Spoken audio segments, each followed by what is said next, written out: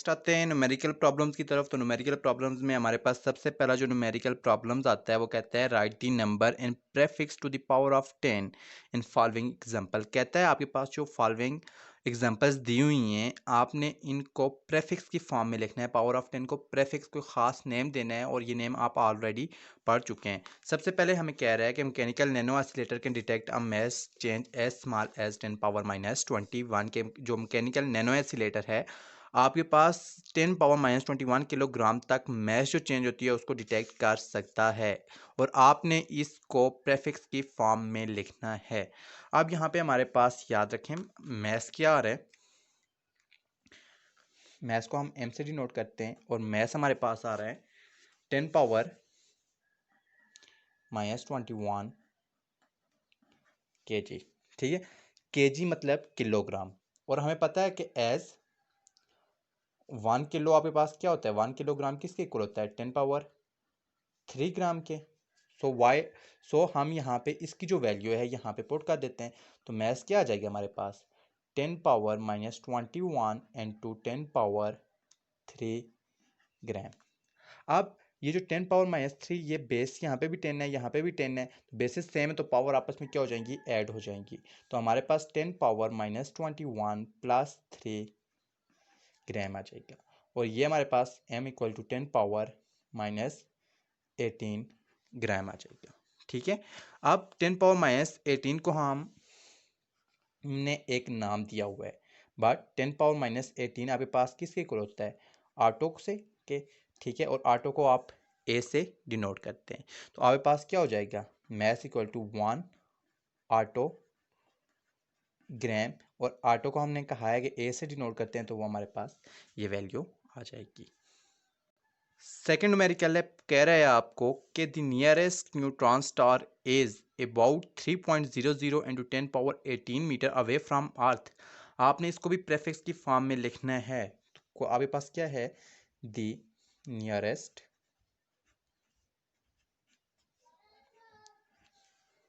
आपको ये कह रहा है कि the nearest neutron star is 3.00 into 10 power 18 metre away from earth और आपने इसको किस में कन्वर्ट करना है, साइंटिफिक नोटेशन में कन्वर्ट करना है। और साइंटिफिक नोटेशन में तो ये ऑलरेडी आपके पास लिखा हुआ है, लिहाजा आपने इसको क्या लिखना है, प्रेफिक्स की फॉर्म में लिखना है। आप देखें यहाँ पे हमारे पास 3.00 इंटू 10 पावर 18 गिवन है। ठीक है, अब यहाँ पे हमने कोई चेंज तो और ज़्यादा करनी नहीं है, सिर्फ सिंपल सी बात है कि हमारे पास जो 10 पावर 18 है इसको हमने एक्सा का नाम दिया हुआ है और इसको हम ई से डिनोट करते हैं। ठीक है, तो हमारे पास क्या हो जाएगा 3.00, 10 पावर 18 को हमने एक्सा का नाम दे दिया और मीटर अपनी जगह पे रहेगा। तो ये हमारे पास कितना आ जाएगा साइंटिफिक नोटेशन में 3 हेक्सा मीटर। अब नेक्स्ट हम देखते हैं सी पार्ट है, कहता है earth to sun distance is 149.6 million kilometre. यानी ज़मीन से लेके जो सूरज है उसका जो डिस्टेंस है 149.6 million kilometre. Earth to sun distance is 149.6 million kilometre. ठीक है, हमारे पास क्या आ रहा है 149.6 मिलियन किलोमीटर आ रहा है। अब यहाँ पे एक बात याद रखनी है आपने, सबसे पहले तो हम लिख लेते हैं इसको 149.6 मिलियन किलोमीटर और याद रखना है कि 1 मिलियन जो है आपके पास ये 10 पावर 6 के इक्वल होता है। सही है, तो 1 मिलियन किलोमीटर आपके पास क्या आ जाएगा 10 पावर 6, यहाँ पे हम किलोमीटर लिख देते हैं। या हम 10 पावर 6 किलोमीटर को अगर फार्दर लिखें तो किलो तो हमारे पास 10 पावर 3 होता है, तो 10 पावर 6 मल्टीप्लाई 10 पावर 3 मीटर ये आ जाएगा। बेसिस सेम है, पावर ऐड हो जाएगी, 6 प्लस 3 मीटर यानी 10 पावर हमारे पास क्या आ जाएगा 9 मीटर आ जाएगी। अब हमारे पास ये वाली वैल्यू क्या बन जाएगी 149.6। ठीक है, मिलियन की जगह पे 10 पावर 6 और किलो की जगह पे 3 ऐड हो गए 10 पावर 9, तो हम इसको लिख सकते हैं 10 पावर 9 मीटर। बट 10 पावर 9 को हमने एक नाम दिया हुआ है, जो 10 पावर 9 है इसको हम गैगा कहते हैं, ठीक है। 10 पावर 9 इक्वल टू गैगा, ठीक है। 10 पावर 9 को हमने क्या नाम दे दिया है, गैगा दे दिया है। सो यहाँ पे 149, ठीक है। गैगा को हम कैपिटल जी से रिप्रेजेंट करते हैं, तो ये हमारे पास गैगा मीटर आ जाएगा। सो इस तरह हमारा पहला न्यूमेरिकल कंप्लीट होता है। अब न्यूमेरिकल 2 हमें ये कहता है कि इन angstrom is a unit of length defined as 10 power minus 10 meter, which is the ordered of diameter of an atom. How many nanometers in 1 angstrom? ठीक है, कहता है एंगस्ट्रॉम आपके पास जो है, आपके पास एक यूनिट है, ये आपके पास मोस्टली एटॉमिक फिजिक्स में आपके पास डायमीटर ऑफ एन एटम को या रेडियस ऑफ एन एटम को मेजर करने के लिए और वहाँ पे यूज़ की जाती है। अब यहाँ पे पहला जो आपको पूछता है कि एक एंगस्ट्रॉम जो है आपके पास, इसमें 10 पावर माइनस 10 मीटर होते हैं, और एक एंगस्ट्रॉम में आपके पास कितने नैनोमीटर होंगे। तो इसको समझना है आपने। ये पार्ट है हमारे पास कि हमारे पास 1 एंगस्ट्रॉम में कितने नैनोमीटर होंगे। तो 1 angstrom equal to 10 power minus 10 metre है। हमने ये बताना है कि इसमें कितने नैनोमीटर होंगे। तो हम ये काम करेंगे कि जो है 10 को मल्टीप्लाई भी कर दिया, साथ में डिवाइड भी कर दिया, और यहाँ पे 10 पावर माइनस 10 मीटर लिख दिया। ऊपर देखें बेसिस सेम है ना, तो पावर ऐड हो जाएंगी, तो 10 power 1 plus minus minus 10 over 10 metre. अब 1 बाय अगर मैं 10 करूं एंड टू 10 पावर मेरे पास क्या आ जाएगा, मीटर, ठीक है। 1 बाई 10 मेरे पास क्या आ जाएगा, 0.1, ठीक है। और 10 पावर माइनस 9 को मैं क्या नाम दे दूंगा, नैनो मीटर, ठीक है। तो ये मेरे पास क्या आ जाएगा, 0.1, नैनो को एन से शो करते हैं, और मीटर आ जाएगा।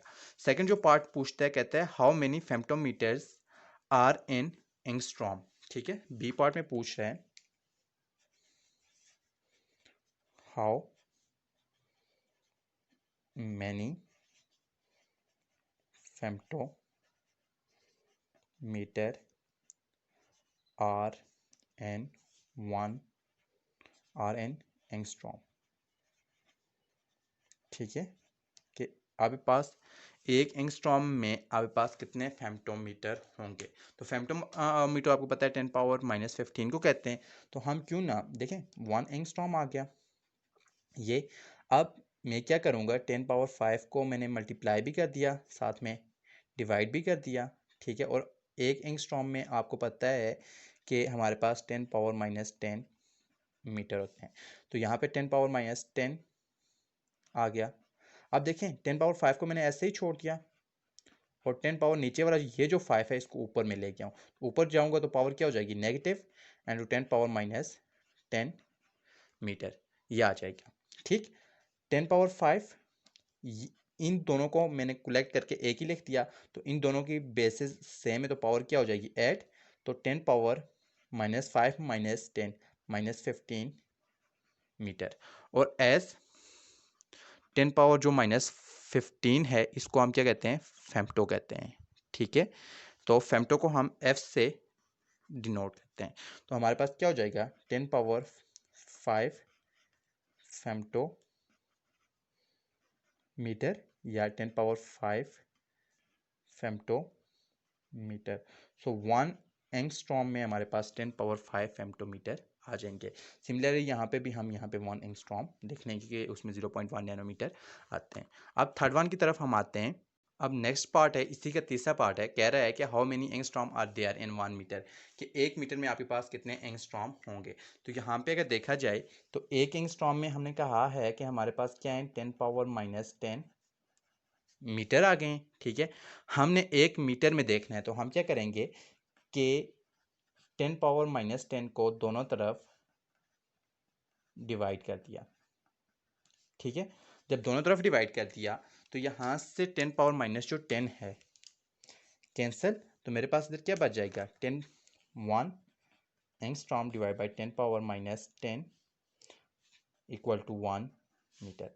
ये 10 पावर -10 है, इसको ऊपर में लेके जाऊं तो 10 पावर क्या हो जाएगा 10 angstrom equal to 1 metre. Or 1 metre equal to 10 power 10 angstrom. ठीक है, तो यहाँ पे इसका तीसरा पार्ट भी हो जाता है कि 1 मीटर में हमारे पास 10 पावर 10 एंगस्ट्रॉम आ जाते हैं। अब आते हैं न्यूमेरिकल नंबर 3 में, जो कह रहा है कि अब थर्ड पे आते हैं और थर्ड हमें ये कह रहा है कि speed of light is c equal to 29,97,92,458 metre per second. कहता है आपने इसको साइंटिफिक नोटेशन में लिखना है। अब साइंटिफिक नोटेशन में हम सबसे पहले इस वैल्यू को कैसे लिखेंगे, देखें। अगर बात की जाए तो हमारे पास सबसे पहले इसको लिखते हैं 29,92,458 मीटर। ठीक है, अब इसको मैं क्या करूँगा, ये मेरे पास सी की वैल्यू आ गई है। अब इसको मैं इस तरह से भी लिख सकता हूँ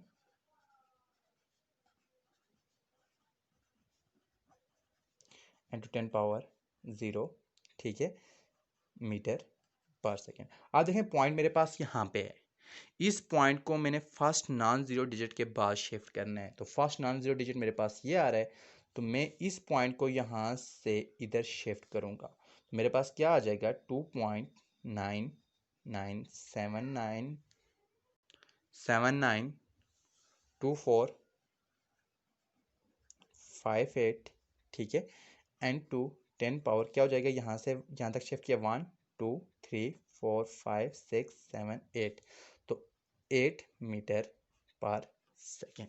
ये मेरे पास साइंटिफिक नोटेशन में इसकी फॉर्म आ जाएगी। सेकेंड पार्ट में कहता है कि आपने 5 सिग्निफिकेंट फिगर्स तक इसको लेके जाना है। ठीक है, 5 सिग्निफिकेंट फिगर।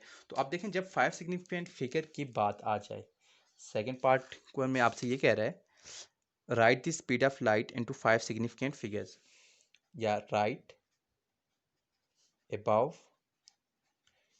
and 5 significant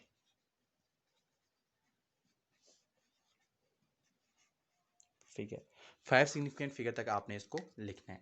अब देखें यहाँ पे हमारे पास कितने हैं 2 4 6 8, 8 और 1 9 डिजिट हैं। हमने इसको कहाँ तक लिखना है 5 सिग्निफिकेंट फिगर तक लिखना है, तो हमारे पास डिजिट भी कितने होने चाहिए 5 होने चाहिए।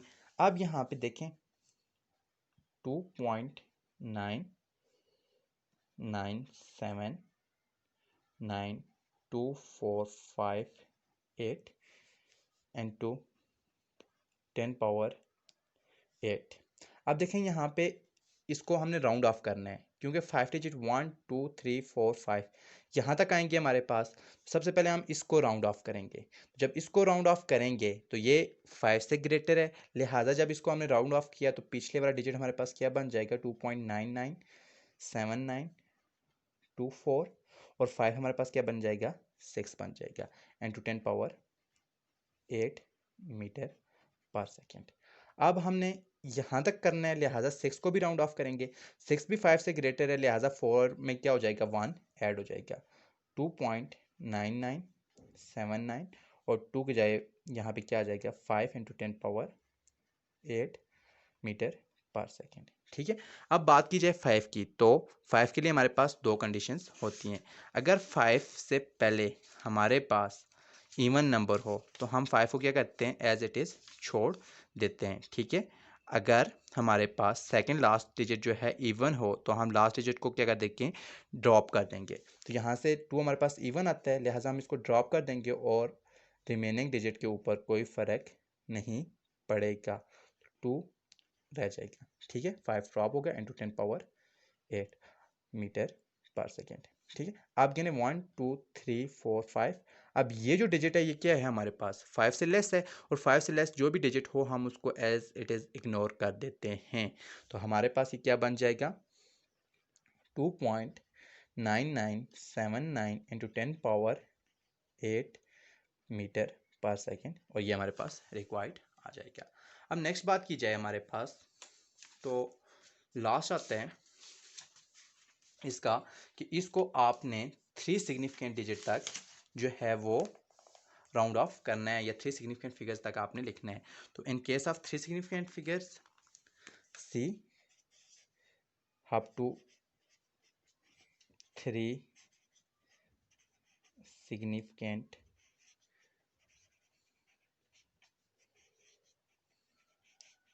फिगर।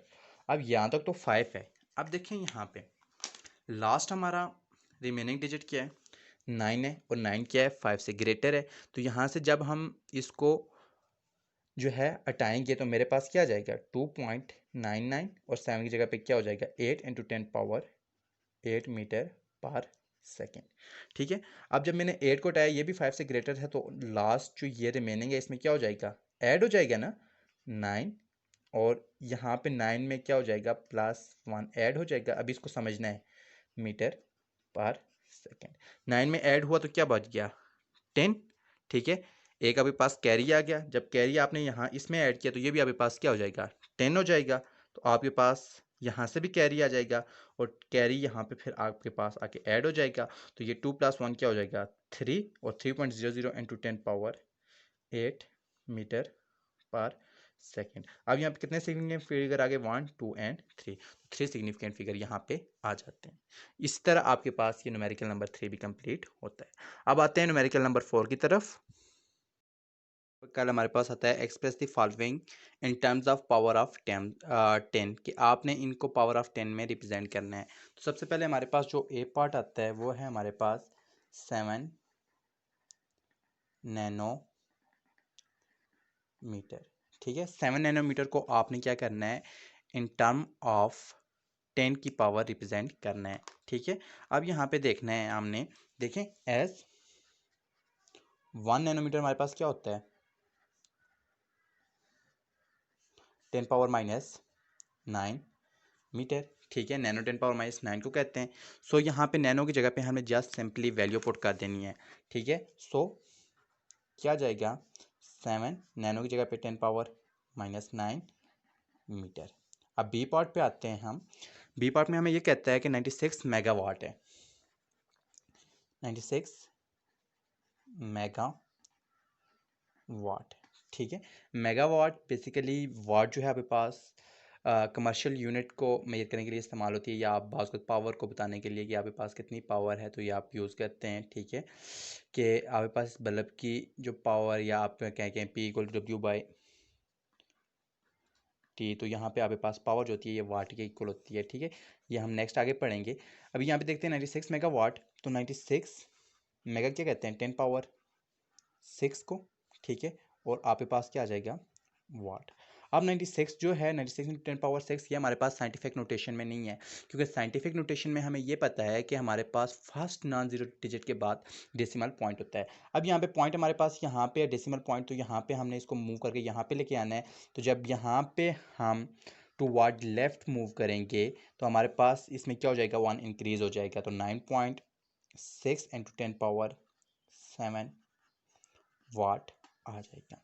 अब सी पार्ट पे आते हैं। सी पार्ट में हमें ये कहता है कि 2 गीगाबाइट। ठीक है, ये सिंपल है 2 गीगाबाइट, इसको साइंटिफिक नोटेशन में हमने लिखना है। ठीक है, अब 2 गीगाबाइट हमारे पास क्या आ जाएगा 2 गीगा हम किसको कहते हैं 10 पावर 9 को, और हमारे पास क्या आ जाएगा बाइट।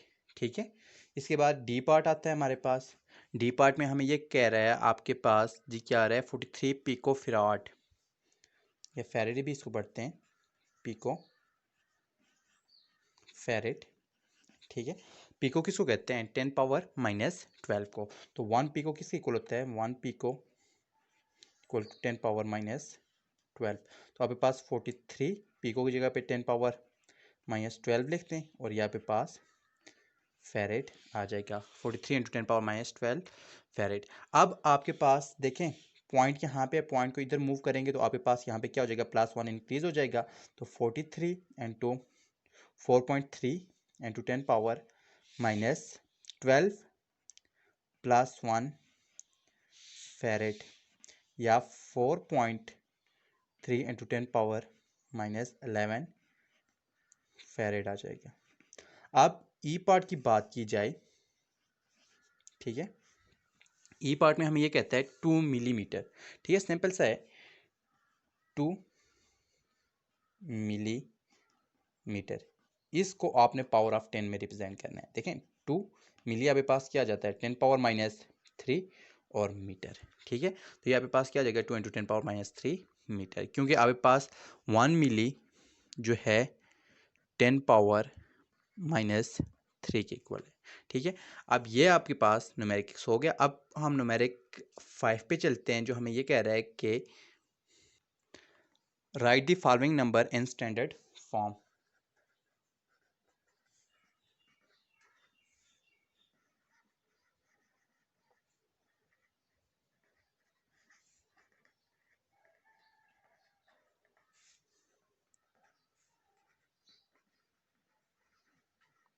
स्टैंडर्ड फॉर्म, आपने इन नंबर को किस में लिखना है, स्टैंडर्ड फॉर्म में लिखना है। तो आपके पास सबसे पहले जो मैथ दिया गया है, मैथ ऑफ बैक्टीरिया, पहला पार्ट मैथ ऑफ बैक्टीरिया, ठीक है। मैथ ऑफ बैक्टीरिया आपके पास क्या आता है, m इक्वल टू 0.0000000,